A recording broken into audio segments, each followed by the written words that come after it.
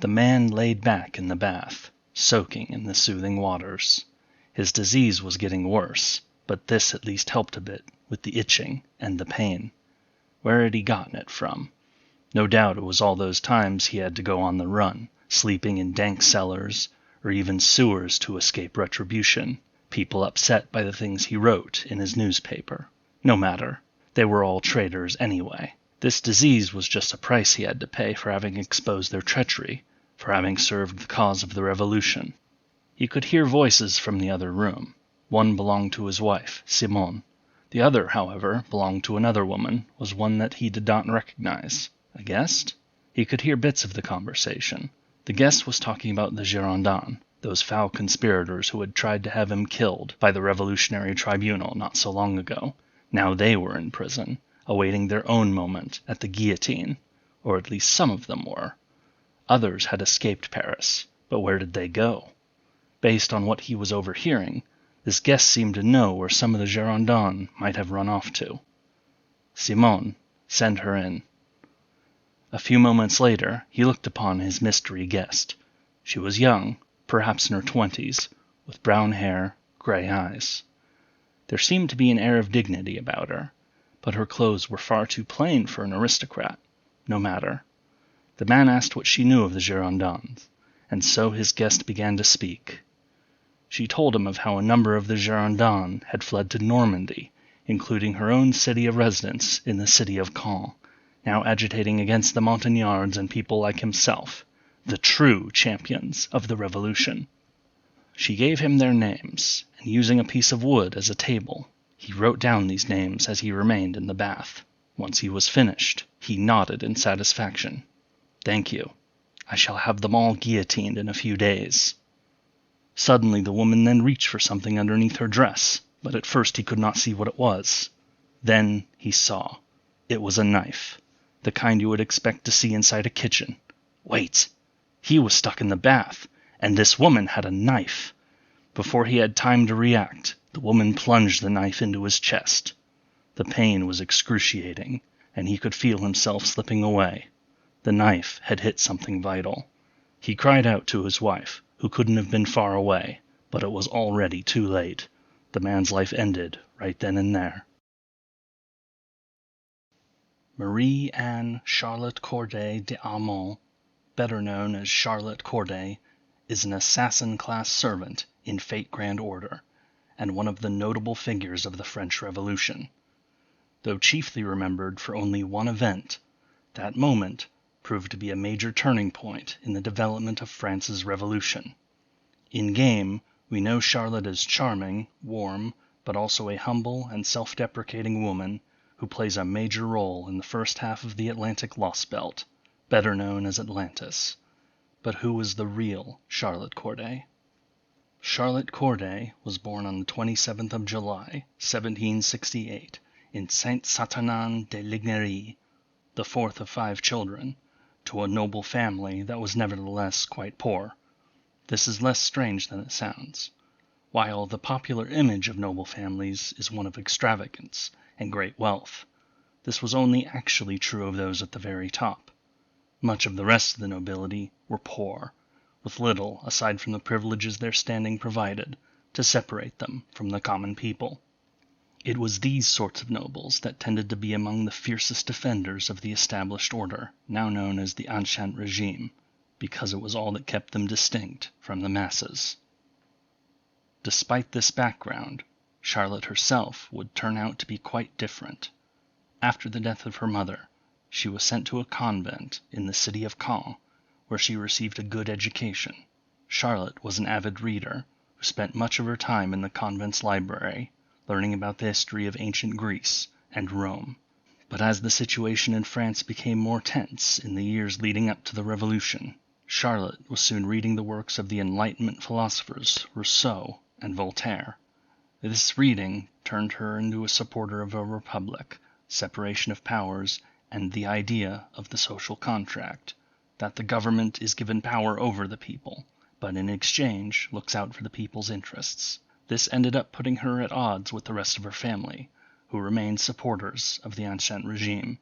When the revolution came, two of her brothers would actually leave France to join the émigrés, the exiled nobility, who sought to lead an army back into France to re-establish the old order. I'm not going to get into the full causes and overall course of the French Revolution here. A topic that large deserves its own video, or even series of videos.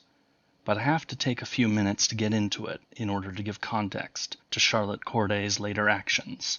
To summarize, just as Charlotte was entering adulthood, the costs of the war France fought to support the American Revolution from 1778 to 1783, and the earlier 7 Years' War, both mainly against Britain, ended up driving the government into bankruptcy. King Louis XVI was forced to convene the Estates General in 1789, a body separated into the three estates of clergy, nobility, and the common people respectively, in order to deal with the financial crisis. This crisis soon gave way to calls for political change.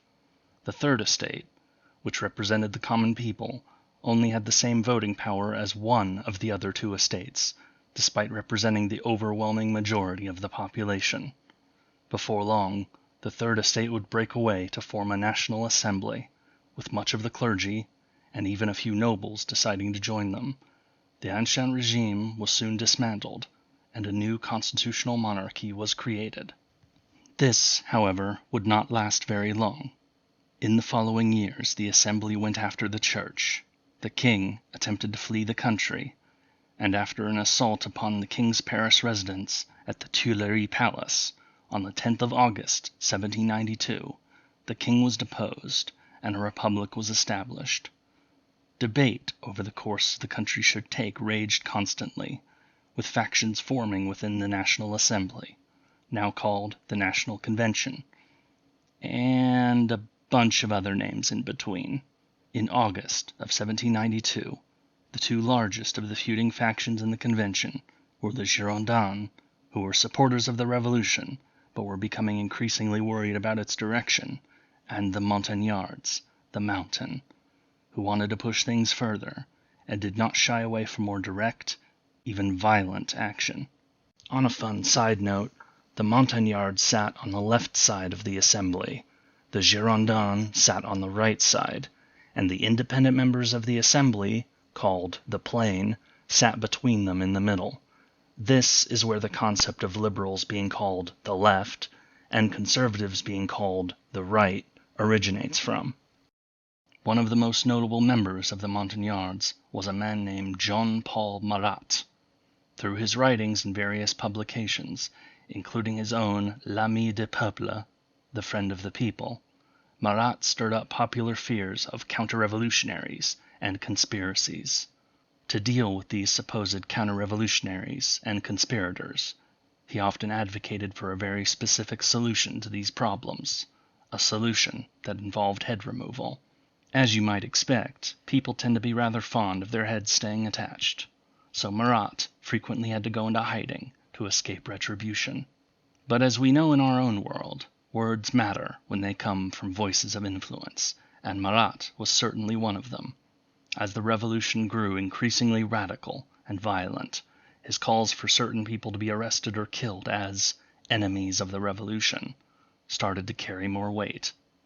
France, in 1792, was at war with Austria and Prussia, with French armies having suffered a series of major defeats. As Prussian armies crossed the border and started heading towards Paris, panic gripped the capital. But as plans to send reinforcements to the French army were forming, attention began to focus upon the city jails. Marat, at this time a member of a new committee of surveillance, had in recent weeks filled Paris's jails with suspected counter-revolutionaries. If Paris were to send reinforcements to the army, it was feared that these enemies of the revolution may try to break free and launch an uprising.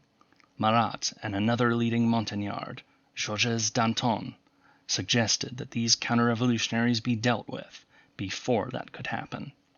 On the 2nd of September, shortly after a speech by Danton in the Assembly expressing this view, mobs from the Paris Commune broke into the prisons and massacred perhaps as many as 1,600 prisoners over the next few days, almost half of the prison population. While a few really were actual counter-revolutionaries, or Swiss guards who had defended the king on the 10th of August assault upon the Tuileries Palace, most were common criminals. The September Massacres, as they became known, was one of the defining moments of the French Revolution, and would prove to be a sign of things to come. Mobs of regular citizens in Paris had decided to take justice into their own hands, and there were no real consequences. Few condemned the killings, while leading Montagnards like Maximilien Robespierre, Danton, and Marat believed that the violence was justified to further the cause of the revolution. Responsibility for the massacres remains debated to this day, with some blaming Danton, while others blame Marat. After the slaughter, the reinforcements were sent to the army, contributing to a major French victory at the Battle of Valmy on the 20th of September, 1792. But whoever was responsible for instigating the September massacres, it would not be the last time that mobs in Paris would take matters into their own hands.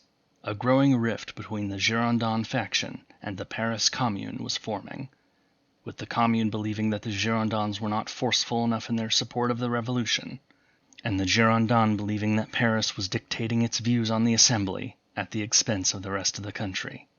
Marat, a favorite of the Paris Commune and now a member of the Assembly himself, accused the Girondins of secretly being enemies of the Republic, or even royalists, since many Girondins had been wary of voting for the execution of the king in January 1793.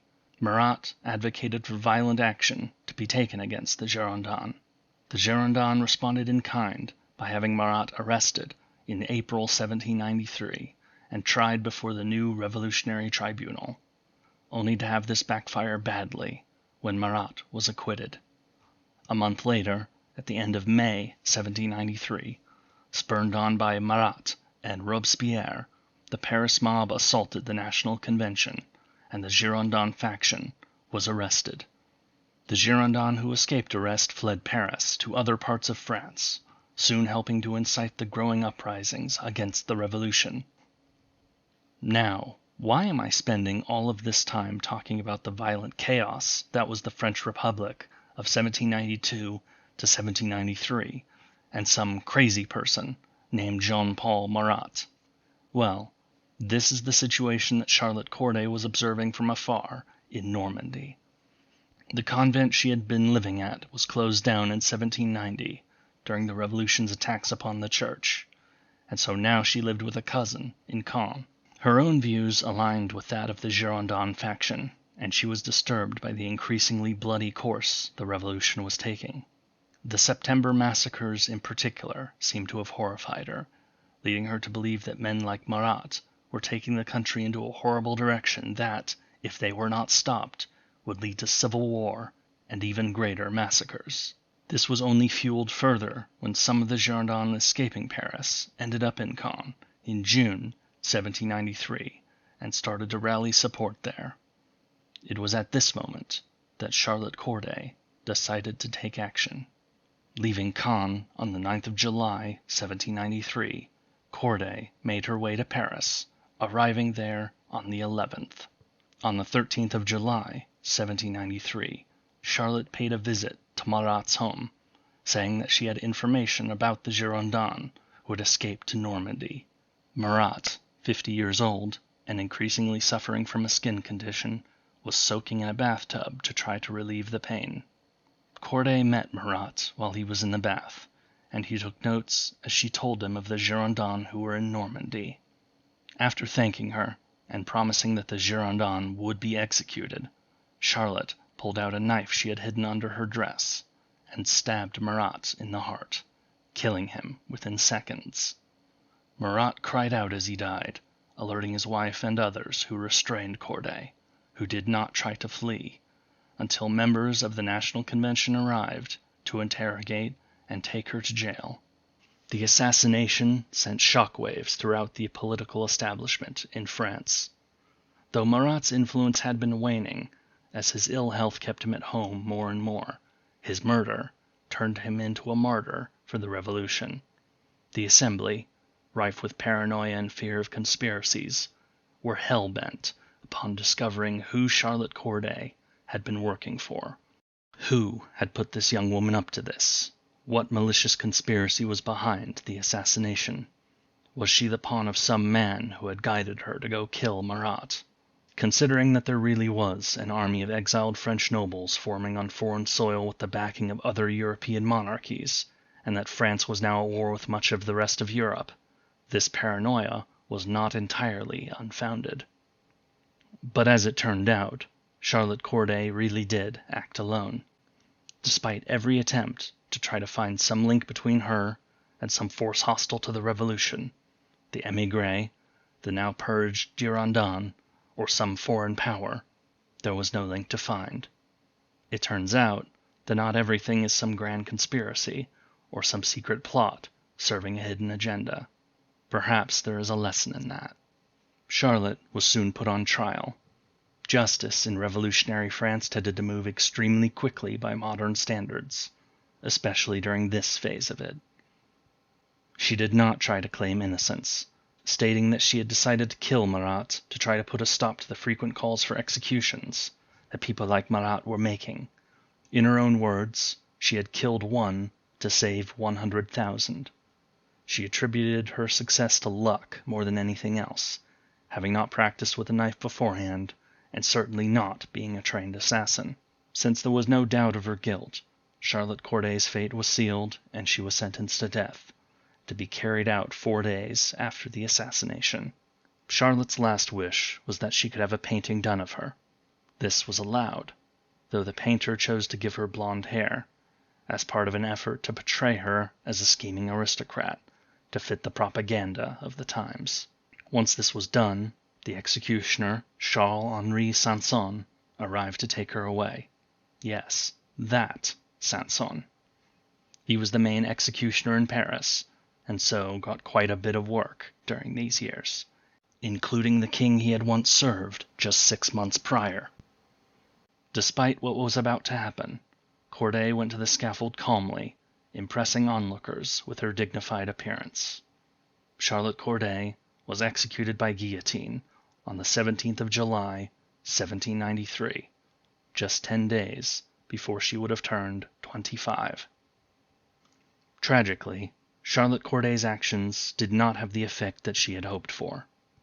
Rather than putting an end to the violence and preventing civil war with Marat's death, the violence and revolts in the provinces would only get worse.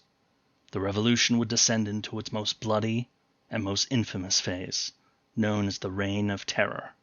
In Paris and elsewhere throughout France, tens of thousands of suspects would be executed for real or imagined offenses against the revolution. Perhaps 250,000 more would die in the civil war raging in the provinces, most notably in the Vendée. Before long, this engine of death would consume its wielders as well, including Danton and Robespierre, as they turned their paranoia on each other once they exhausted their lists of enemies. Ultimately, the wars of the French Revolution, and Napoleon after it, would bring death to millions more, over 1 million of whom would be French. There was another, perhaps more positive result of Corday's actions.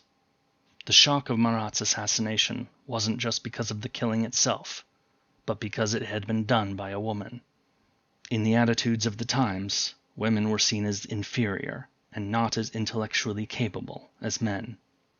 They were not seen as being able to actually have strong political convictions, much less the ability to act on them in such dramatic fashion. Though many female revolutionaries were appalled and would distance themselves from Charlotte's actions, it was, nevertheless, a step forward on the long, long road towards gender equality.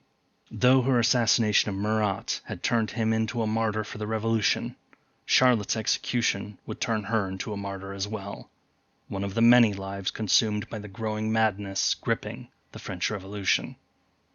Opinions vary on Charlotte Corday, depending upon one's politics and views of her actions, but there is little doubt that she was an important part of the French Revolution, and so to world history. Half a century after her death, an author named Alphonse de Lamartine would give her a nickname, the Angel of Assassination. Returning to the world of Fate, the servant, Charlotte Corday, is, obviously, an assassin-class servant. The first thing that struck me about her character design is just how closely it mirrors depictions of Corday in art made over the past 2 centuries. This is somewhat unusual for the Fate franchise as, to my knowledge, most servants tend to have more traditionally anime-like appearances, where looking cool or awesome is the preference over any attempt to conform to historical depictions. I could, however, be horribly wrong about this. Moving on to Charlotte's in-game skill set. Her first skill is a direct reference to her posthumous nickname, Angel of Assassination, and boosts her ability to instantly kill targets accordingly, as well as to dodge 2 attacks within 3 turns, though the latter part I do not have an explanation for this, beyond it being good for gameplay. Her second and third skills may not be named after anything specifically related to Corday, but they do still connect to her historical figure. The second skill, Iron Determination, is likely a reference to, well, her iron determination to plan and carry out an assassination plot all by herself, despite being aware of the consequences. That skill further improves upon Charlotte's potential, giving her the ability to ignore invincibility and to boost her own attack power and debuff resistance. Lastly, her third skill, Haphazard Planning, is in no doubt a reference to the amateur nature of her plot, and it gives Corday one of 3 potential buffs to either increase her arts card effectiveness, critical strength, or NP damage. Her noble phantasm, La Lève Ensoleillée, is, in effect, a reenactment of her assassination of Marat. She approaches her target politely, even giving a bow, before sticking the knife into them. The NP itself removes an enemy's evasion buffs before damage, as well as ignoring invincibility, with an overcharge effect of having an increasing chance to instantly kill her target. Charlotte's entire skill set helps in making her noble phantasm bypass most any defense a foe can muster, as well as giving her a chance to instantly kill her foe, assuming, of course, that the enemy doesn't have a stupidly high resistance to instant death. One last note to make about her skills lay in her stats, all of which are quite low except for one, Luck, which is ranked B+. Considering what Charlotte was able to accomplish, and her own admission at our trial that it was luck, more than anything else that allowed her to succeed, this seems quite fitting. Regarding her characterization in Fate Grand Order, Charlotte's polite and friendly demeanor does seem consistent with what we know of the real Corday, even if her time in the public eye was quite short. As for her frequent self-deprecation, this is probably something she developed after having become a servant. We already know that servants are aware that they are in a second life, and often find themselves reflecting upon their past decisions. This was a major part of Saber's character in the original Fate Stay Night, after all. For Charlotte Corday, she would now have become very much aware of what happened after her death, that her hope that the assassination of Marat would put an end to the madness gripping France in 1793 had completely backfired. Rather than her actions having ended the bloodshed in France, things instead became far, far worse. To have the thing that she sacrificed her life to do not only fail, but to have the opposite of its intended effect, to me, that explains quite a bit as to why the Charlotte Corday of Fate would appear to have such low self-esteem. She would see herself as a failure, even if many, characters and players alike, would disagree with that sentiment. I won't dig too deep into the events of the Atlantic Lostbelt here to try to avoid spoilers, but Charlotte has a pretty notable character arc in that storyline, one of many in Lostbelt 5.1, I would say. What you see is a character who is struggling with her own self-doubts, but is being put into a situation where, despite her claims to the contrary, she is very much a valuable member of the team. You also get a sense that she is perhaps a bit naive, or at least inexperienced in dealing with certain emotions that she likely never had to deal with before. Considering that she was born a noble, albeit an impoverished one, spent much of her life in a convent with her nose in a book, then living with a cousin for only a few years before making her fateful trip to Paris, and dying before she turned 25, this too makes sense to me. Charlotte Corday, to me, is a very well portrayed character in Fate Grand Order. Not only does her appearance and design align closely with real-world depictions, a rarity for the Fate franchise, but her personality seems quite believable as well. Her role in the first half of the Atlantic Lostbelt, better known as Atlantis, was one of the highlights of that story, which itself is rather impressive considering it is, in my opinion, one of the best storylines FGO has done, full of great characters that you got plenty of time with to see what they were about and what made them tick. It made some existing characters get more depth, notably Jason and Orion, and it gave us time to learn about and grow to like our new cast members, like Mandracardo, Paris, and, of course, Charlotte Corday, the Angel of Assassination. Obligatory apology for my likely terrible French pronunciations, but hopefully it was still tolerable.